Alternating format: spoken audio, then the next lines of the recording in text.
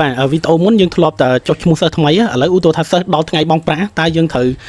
បង់ប្រាក់យ៉ាងដូចម្ដេចហ្នឹងហើយយើងត្រូវបញ្ចូលព័ត៌មានអីមិនដូចមិនឥឡូវយើងមើលទាំងអស់គ្នាក៏ពិតសិស្សដល់ថ្ងៃបង់ប្រាក់តែ2คลิก3คลิกទេណាបាទអញ្ចឹងគឺយើងអាចធ្វើការបង់ប្រាក់បានហើយអញ្ចឹងយើងគ្រាន់ចូលក្នុងប៊ូតុងសិស្សដូចគ្នាមកបាទហើយបន្តមកយើងមើលថាតើសិស្សណាដល់ថ្ងៃបង់ប្រាក់អញ្ចឹងយើងមើលថ្ងៃសុពលភាពនេះបាទថ្ងៃសុពលភាព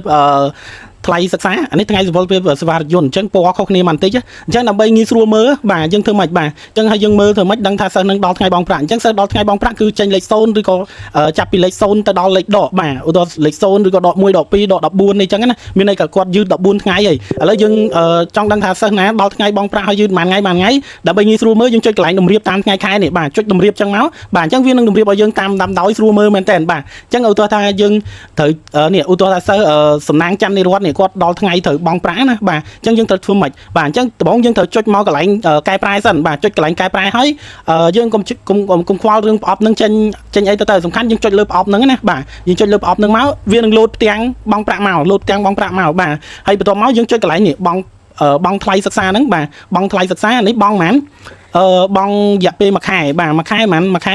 $20ហើយដល់ពេលនេះបង់ប៉ុន្មានបង់មួយខែដែរអញ្ចឹងនេះថ្លៃសេវារថយន្តអានេះថ្លៃសិក្សាអញ្ចឹងយើងចុចតែប៉ុណ្ណឹងណាបាទចុចតែប៉ុណ្ណឹងគឺចុច sale ជាខាងស្រេចហើយបាទចុច sale គឺមានន័យថាធ្វើការបង់ប្រាក់ហើយបាទអញ្ចឹងអត់មានសេរីអីទៀតអត់មានមកសេរីថ្ងៃខែគឺថ្ងៃខែវានឹងសេរីអូតូម៉ាទិកណាបាទនេះវាប្រាប់ទៀតយឺត16ថ្ងៃមានន័យថាសំណាងច័ន្ទនិរ័ត្នហ្នឹងគាត់ដល់ថ្ងៃបង់ប្រាក់តាំងពី6ដល់ថ្ងៃមុនហើយទៅ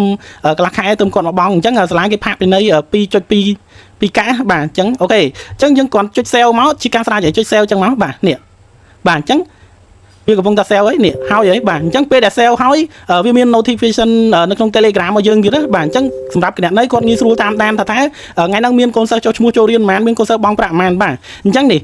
លេខកូដ777នេះបាទនេះលេខកូដ777នេះលេខកូដវាដេញតគ្នានេះ776អានេះ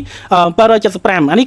ចុះឈ្មោះសិស្សថ្មី30មករាវាចេញពាក្យញូនេះប៉ុន្តែសម្រាប់សិស្សបង់ប្រាក់បាទសិស្សបង់ប្រាក់វាអត់មានពាក្យញូទេបាទអញ្ចឹងម៉ៅច័ន្ទម៉ៃហើយនឹងសំណាងច័ន្ទនិរ័ត្ននេះបាទអញ្ចឹងមើលគាត់បង់អីគេថ្លៃរៀន$20គាត់បង់សម្រាប់រយៈពេលមួយខែបាទហើយថ្លៃនេះគាត់មកយឺនហ្នឹងយឺត6ដល់ថ្ងៃគេពិន័យ$2ពីកាក់ទៀតនេះបាទហើយនេះថ្លៃសេវារថយន្តបាទសេវារថយន្តនេះគឺប្រហែល$15នេះសម្រាប់រយៈពេលមួយខែសរុបទាំងអស់$37.20កាក់បាទហើយគាត់បង់ហ្នឹងបង់តាម cash បាទអញ្ចឹងអានេះគឺជា notification មកកាន់ Telegram របស់ Group Finance នេះណាបាទ Group Finance របស់ស្ថាប័នសាលាយើងទេអញ្ចឹងយើងអាចផ្ញើវិក័យប័ត្រហ្នឹងទៅកាន់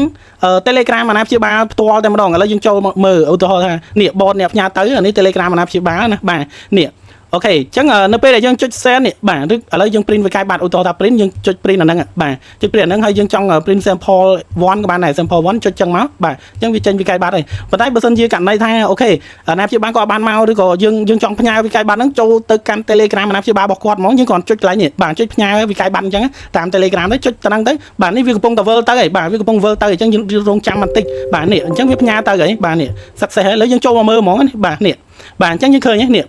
បញ្ជាក់ការទូទាត់ឥឡូវយើងអានបន្តិចមើលសូមអរគុណចំពោះការទូទាត់ថ្លៃសិក្សារបស់សំណាងច័ន្ទនិរ័ត្នបាទអញ្ចឹងវារៀបរាប់ពាក្យពេចន៍ឲ្យមកស្អាតយើងទទួលបានការទូទាត់របស់អ្នករួចរាល់ហើយវិក័យប័ត្រត្រូវបានភ្ជាប់ជាមួយសារនេះសម្រាប់យើងប្រសិនបើមានសំណួរឬ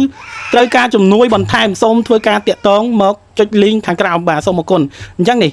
វិក័យប័ត្រវាភ្ជាប់មកនៅខាងក្រោមហើយនេះបើសិនជាចង់សួរព័ត៌មានបន្ថែមចុចលើហ្នឹងណាបាទឥឡូវយើងចុចមើលវិក័យប័ត្រនេះវិក័យប័ត្រជាឯកសារ PDF ចឹងចុចមកបាទ